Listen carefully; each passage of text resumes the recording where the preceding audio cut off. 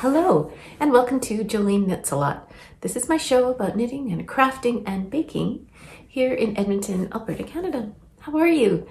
It is December, and many of us have started Advent projects and are maybe working on projects for giving, if it's to other people or maybe to ourselves. So it's a busy and cozy time of year. Now, in December in Edmonton, usually we have snow. We may not have a lot of snow, but usually there's snow. And this year, fingers crossed, we don't have that much. And in fact, we don't really have any snow, just little bits here and there. And it's actually kind of nice to have a bit of a break from shoveling snow and dealing with walking through snow. So we're enjoying having a little bit of a longer fall time as we get ready for the holidays. I have a few finished things off my needles, including my Stockholm Vest. This vest is a pattern by Preheat knits, and I had chosen this pattern because I wanted to make a vest out of this yarn. So the yarn spoke first in this case. This is Drops Air. It is a Aran weight worsted, heavy worsted Aran weight yarn. It is a blown yarn, which means it has a core of merino and nylon, I believe, and then a pack of fibers are blown into it to create a really fuzzy tube of yarn. This makes the yarn really warm but also lightweight because there's a lot of air that gets blown in with the alpaca fibers. So this vest is the one that I settled on in terms of pattern. And I knit it basically to the pattern, adjusting for my gauge. So because this yarn is a little bit heavier than the one required, I had to make some adjustments. So I went down a couple sizes in terms of the numbers that I used, but I used the measurements for the size that I wanted. So for example, I wanted about 44, 45 inch bust to make an oversized vest. And I'll show it to you in a minute. And so I used my gauge to figure out which size would give me that in terms of numbers. So I think my gauge was 17 stitches for 4 inches and the pattern called for 19. So I just adjusted. I said, okay, if I have 17 stitches and 4 inches, how many stitches do I need to get 44 stitches? And I went to the closest size from there. Then when I was knitting the pattern for things like the distance from the top of the shoulder to the underarm or from the underarm down, those decisions were made based on the size that I wanted. So in the pattern, there was a 45 inch vest. And so I chose the numbers based on that so that I could have the right dimensions in length and also the right dimensions in width. So let me just show you what this looks like. Ta-da! It is definitely oversized. But that's what I was looking for. I wanted a cozy sort of layering piece for the winter.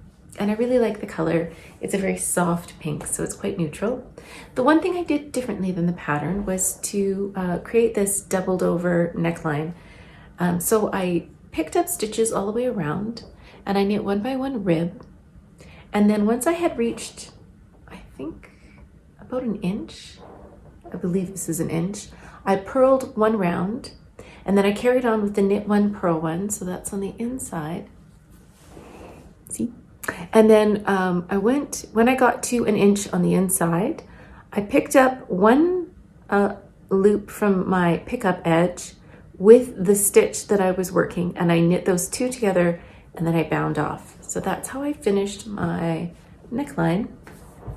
As I was blocking it and finishing it, I wasn't sure how the neckline would sit, if it would be the look that I wanted, but I think it is. I think it's quite nice. I like that it's not too low, but I also like that it's not too high because apparently I'm like a princess. Who is it? Who is it with the Goldilocks? Goldilocks and the 3 bears.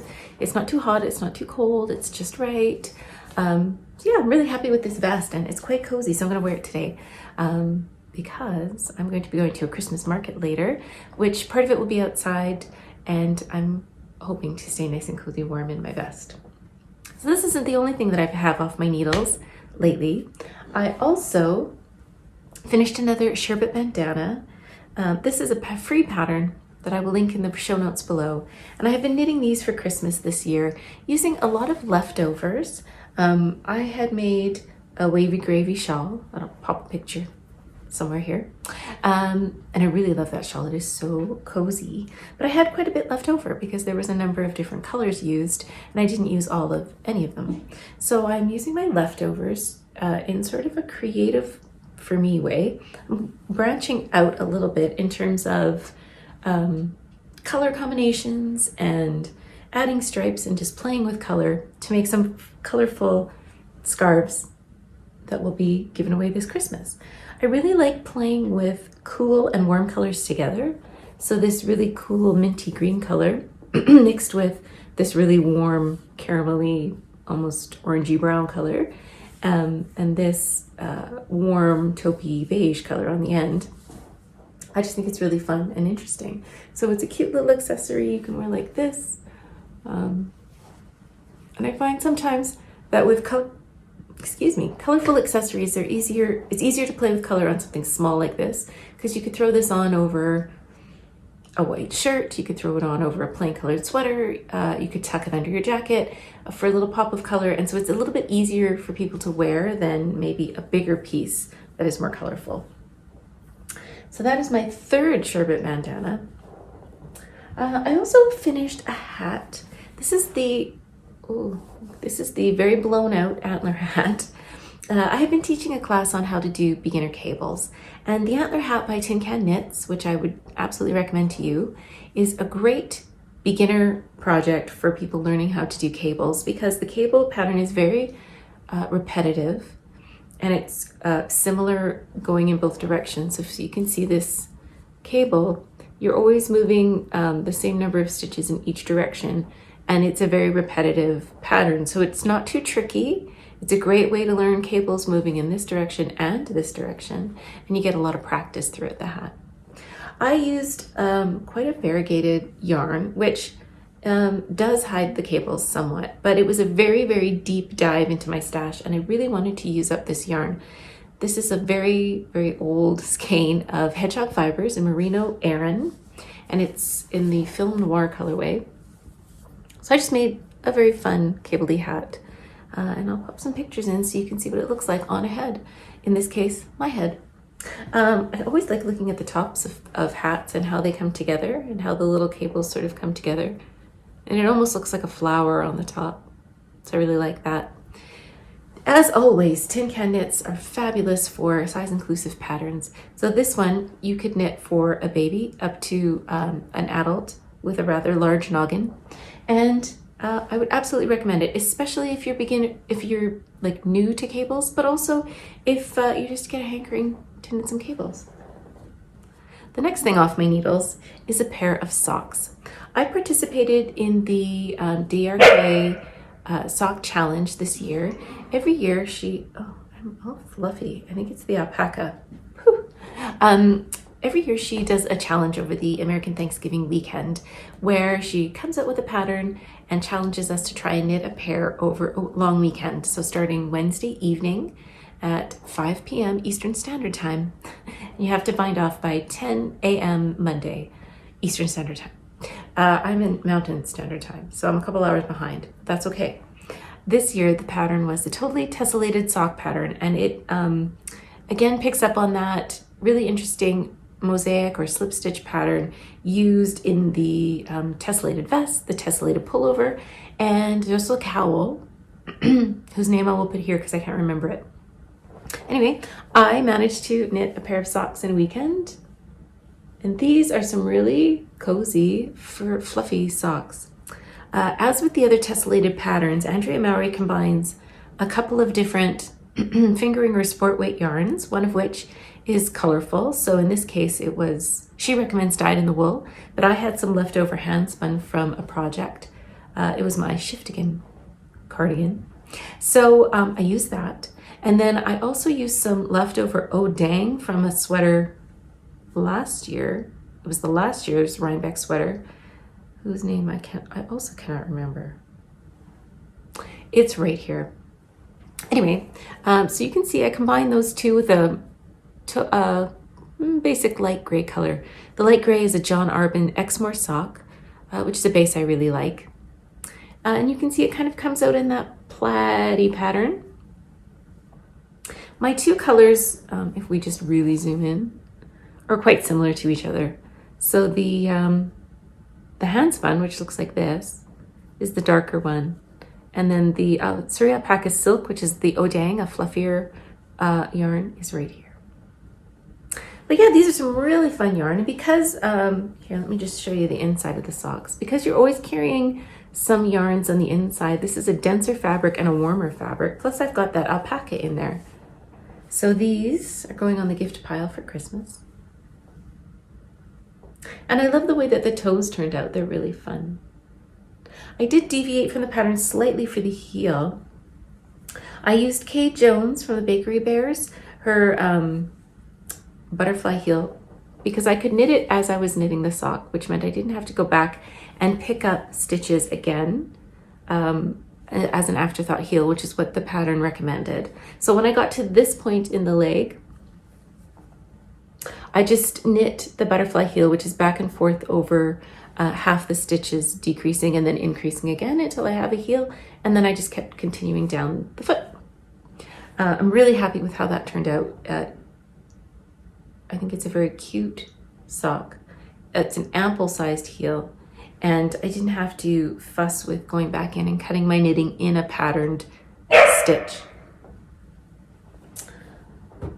Now, the other thing I have been working on lately are some Christmas balls. In fact, I am knee deep in Christmas balls. The reason I've been working on Christmas balls is because I'm teaching a class in December. And so I wanted to come up with a pattern for teaching the class that would provide students with a basic Christmas ball pattern, very basic. And then I wanted to provide some colorwork patterns that they could plug and play into their Christmas balls as they wanted. These balls are knitted out of a worsted weight yarn. We use Let Lopi, which is quite a rustic yarn, but it's a very cost-effective yarn and comes with an array of colors. So it's sort of nice to use for this sort of a project. So let me show you some of the ones that I've come up with. They are large. My Christmas balls are large because I used the worsted weight yarn and I wanted to make sure that they were beginner friendly. So the bigger the stitches, the easier it is to knit some of these things. So this is the basic one, and I just added a stripe with a couple of colors, but this was the most basic one because I didn't want to be adding color work into the mix if you just wanted to make a very plain ball. So that's my first one. And then I started playing with a variety of different color work patterns. The inspiration for a lot of these was my younger daughter, who sat down with me one day as I was telling her about these Christmas balls I wanted to make. And she just made a list of all of the patterns that I should try and make. And I think I got most of them, most if not all of them, which is great. And then I went hunting through various stitch dictionaries to find colorwork patterns. Oh, so fluffy today. I went through some stitch dictionaries to find colorwork patterns so I didn't have to reinvent the wheel. A great place for me was the two books by Andrea Rangel. Andrea Rangel is an amazing colorwork designer. She and her husband have come together to write a couple of books with many, many different stitch patterns in colorwork. And they're lots of fun. So the two books are Alter Knits and Knitovation. And I believe I took patterns from both of those. So that was great. So I think the most traditional ball is this one, the Snowflake. And the reason I like this one actually for beginner knitters is that because of the repetition of the pattern and you're using the color quite frequently, you don't have to worry about carrying your floats in the back of your color work too much. So that's a Snowflake. And then I have a candy cane. This one is from, I think, Andrea Rangel's books. I have some Christmas stockings. That's another Andrea Rangel one. I have a little present. I don't know where that one came from. It might have been my brain, who knows. I have a Christmas tree. This one's very sweet. And I put a yellow star on top. And then I have a reindeer. I really like this one too. It's Christmassy, but kind of not Christmassy. I don't know. I really like it. And then I have a snowman. And my older daughter pointed out that his little mouth looks like a smile because of the shape of the knit stitch, which is kind of sweet. And then I have a gingerbread man. I really like him too. So these are all my balls. And as you can see, they are quite big. They're about 4 inches across. There's a sizable ball. But you could easily make these in a lighter weight yarn using smaller needles, and you would get a smaller, more delicate yarn Christmas ball. The reason these are so big again are because they're meant for teaching purposes. It's quite the array of balls. Ta-da! And those balls, while they don't take very long individually, to knit up 9 of them, which is what I have here, did take a little while, and I did have to play around with my colorwork charts just a little bit to make sure that they were what I wanted them to be. So having said all of that, I have prepared a pattern for the class that I'm going to be teaching at Fibernook in a couple weeks. But if you're interested in knitting some Christmas balls, please let me know. If there is enough interest, I will put this pattern up for sale on Ravelry so that if you would like, you can make your own Christmas balls. Now, for myself and for many people, Christmas is a time of sharing with others. And one of the things that we like to share is baking. I come from a long line of bakers. My grandmother was always baking something interesting. My mom took that on and is also an amazing baker and has her favorite things that she likes to make each holiday season. And I guess I sort of took on that tradition as well. And there are often family favorite recipes that we like to make every year. Each year I poll the people in the house to see what we should be making, and they do have their family favorites. So the one treat that I'd like to share with you this week is a butter tart square. And butter tarts are sort of a Canadian treat. We make them all the time because they're delicious. But I like to make them as a square because it's a lot easier to make a big sheet of treats instead of individual little tarts. So I'd like to share with you my family recipe for butter tart squares. Hello and welcome to the holidays at Jolineknitsalot.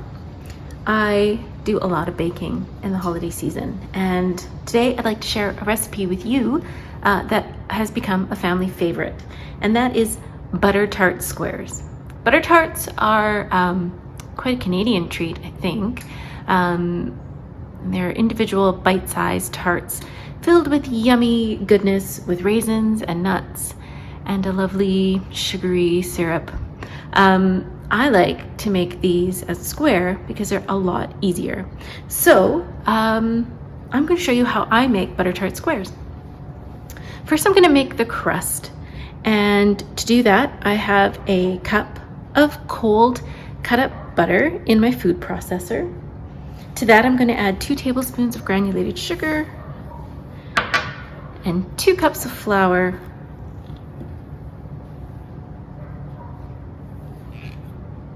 and I'm going to whiz it up until my mixture is sort of a sandy texture.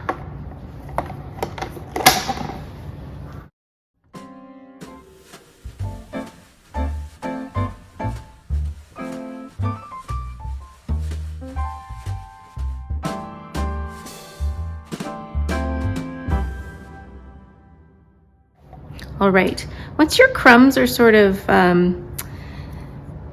will stick together when you pinch them, you've got a good base for our butter tart squares.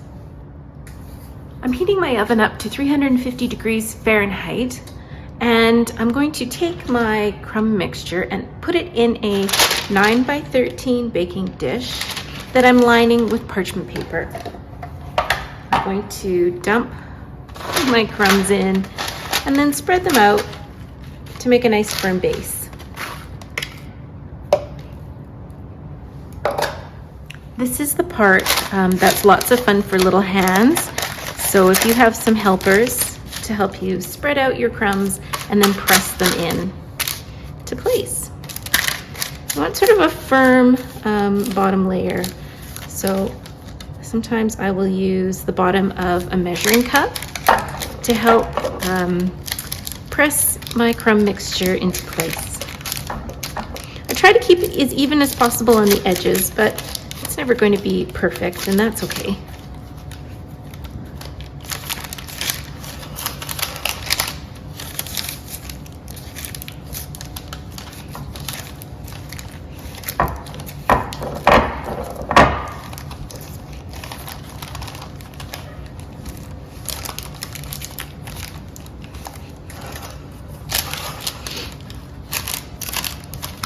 Okay, there we go.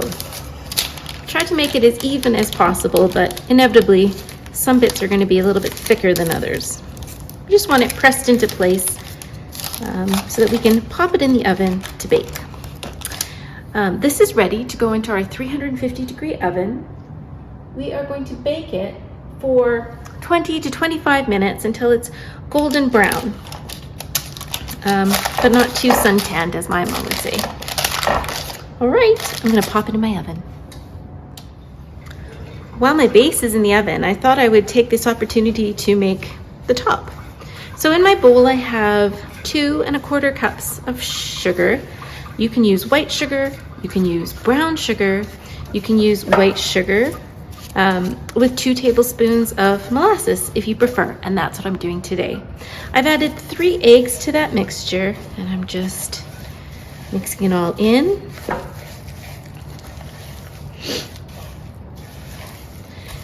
I'm going to add 3/4 cup of melted butter,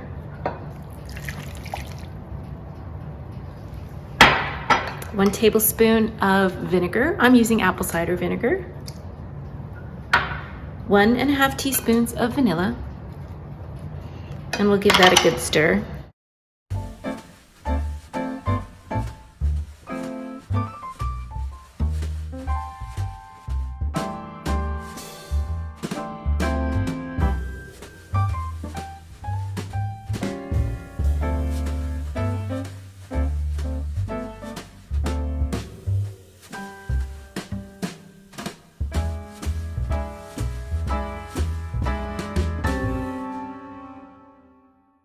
When you have a nice smooth mixture, we're going to add 1 1/2 cups of raisins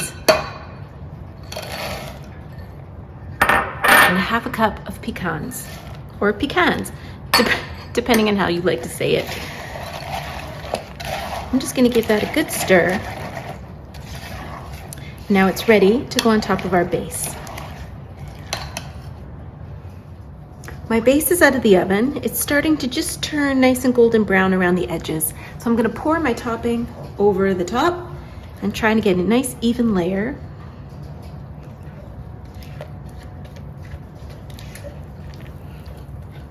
It's nice and thick, so it will spread out. I'll try and get as much of that goodness out of the bowl as I can.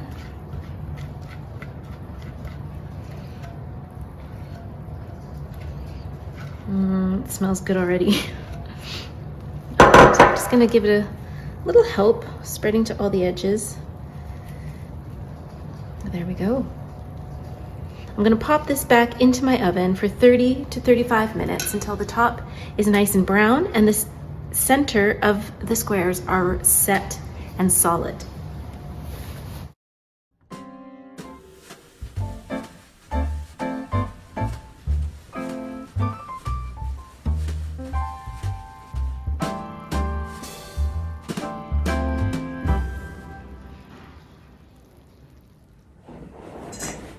What do you think? I would totally encourage you to give them a try. They're a pretty easy treat to make. And once they are cooled off enough on the counter, I put them in my fridge for them to sort of firm up a little bit and cool down even more. And then I'll take them out of the fridge and I'll trim off all the edges, which we tried and they were delicious. And then I cut them up into, my recipe says to cut them into 35 pieces, so I tried to do that. And then I pop them in the freezer to wait for sharing with friends and family.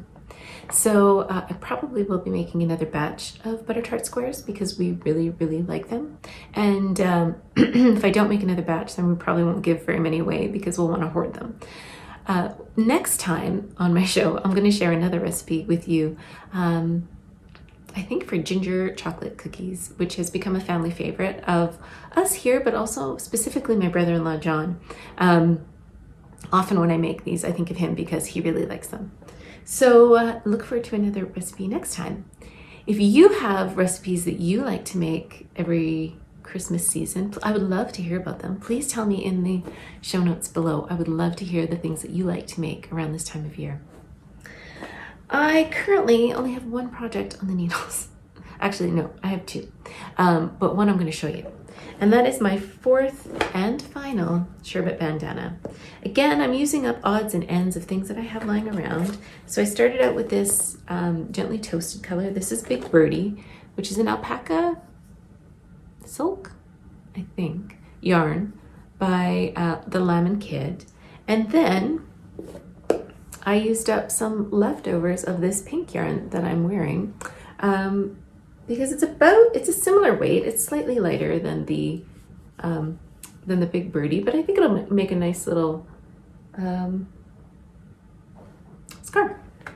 I am over halfway done. Here's the pointy bit at the bottom. So I'm over halfway done, and it's chugging along nicely. I think this will be a cute little scarf. I'm not sure who will get it, but I hope they enjoy it. It's really soft and warm. And that is really the only thing I have to share with you on the needles. I've started some Advent socks, as is another holiday tradition around here.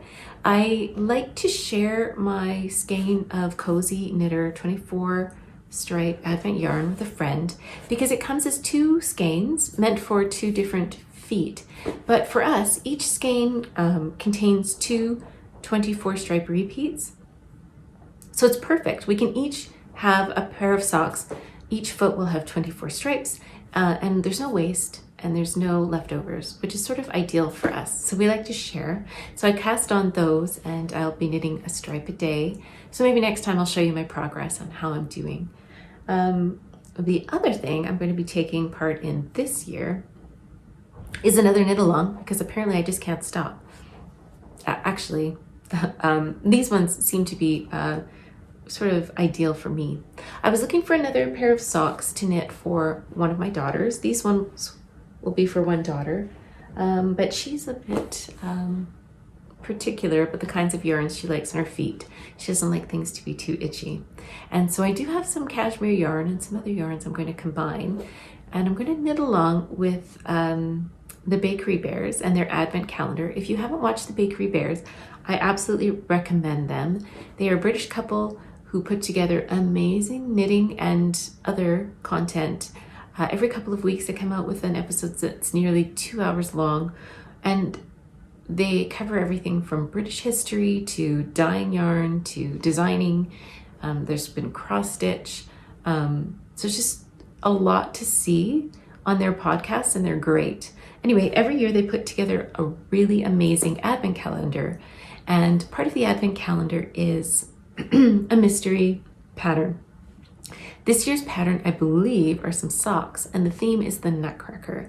And I'm going to be knitting whatever the mystery is. I'm going to knit some socks for my daughter with the Nutcracker theme. So I'm really hoping that they're perfect for her. And fingers crossed. But I'll let you know how that proceeds on my next episode. That is all I have on my needles today. I hope that you are enjoying this time of year and getting together with friends and family. I know we are trying hard to see people that we don't often get to see and spend time with our loved ones and friends. Today I'm going to a Christmas market, so that will be fun. But we have lots of seasonal things going on here, and I hope that you do too. I hope in the next couple of weeks you find time to do the things you like to do, whether that's crafting or baking or reading or resting. I know I plan on knitting a lot. Take care, and I'll see you soon. Bye.